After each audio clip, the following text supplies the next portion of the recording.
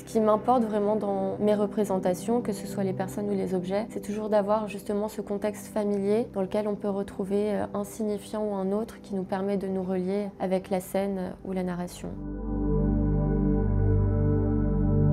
Je suis diplômée des Arts décoratifs de Paris, de la section design textile depuis 2021. Et donc c'est une pratique, en tout cas le textile, qui m'a ensuite menée à la peinture par le fait de dessiner les motifs, d'être beaucoup dans justement le graphisme. Et donc cette liberté m'a menée à venir travailler des sujets qui m'étaient plus personnels. Cette question de réinterpréter à la fois des images qui pourraient être personnelles ou collectives, c'est la manière dont finalement ces images-là me permettent de recréer des nouveaux récits. Au début, je travaillais à partir de photos de famille et cette source de photos venant à s'épuiser, car elles étaient très peu nombreuses, je me suis retrouvée à venir collecter des photos qui, elles, étaient des photos de photographes, qui pour moi venaient mettre en avant justement ces sentiments, ces positions qui m'intéressaient, c'est-à-dire la question des amoureux, la question de la famille, la question de la sororité. Mon travail se nourrit à la fois de ces photos-là que je viens garder, repenser, recoloriser, on va dire, reteinter sous mon œil, et comment ça vient vraiment aussi s'articuler avec une histoire personnelle.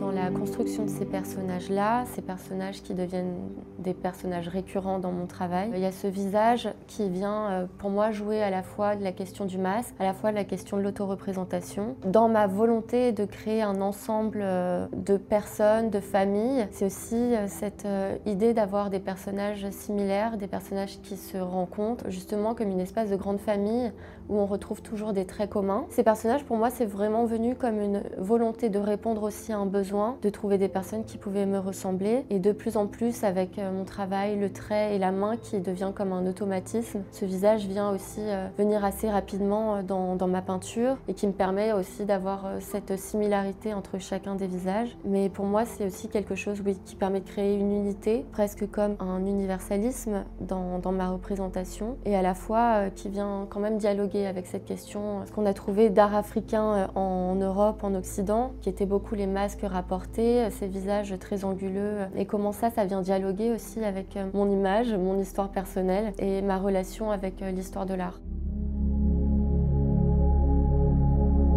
Mon travail de sculpture aujourd'hui a vraiment débuté avec une résidence qui s'est déroulée à Ouagadougou, par laquelle j'ai pu expérimenter le bronze, travailler avec des artisans là-bas qui m'ont permis d'avoir les clés pour mieux comprendre en tout cas comment construire en volume, comme sortir les objets de la toile. C'est important de venir aussi créer un environnement qui serait global. Pour moi, la sculpture, c'était vraiment comment en tout cas agrandir cet univers pour passer peut-être du 2D à peut-être au fur et à mesure un espace qui serait peut-être même un espace de vie. Et je pense que finalement ça sort pas de nulle part, parce que comme j'ai fait quand même cette formation en design, j'aime bien que dans mes peintures ça vienne recréer un peu de ce que je suis. Comment petit à petit réussir à créer des espaces qui seront vraiment des espaces d'art total, sans que ce soit cette espèce de musée dans lequel on n'a pas le droit de toucher les objets, mais juste un espace dans lequel on vit, mais qui soit totalement imprégné d'une vision artistique. On verra, hein.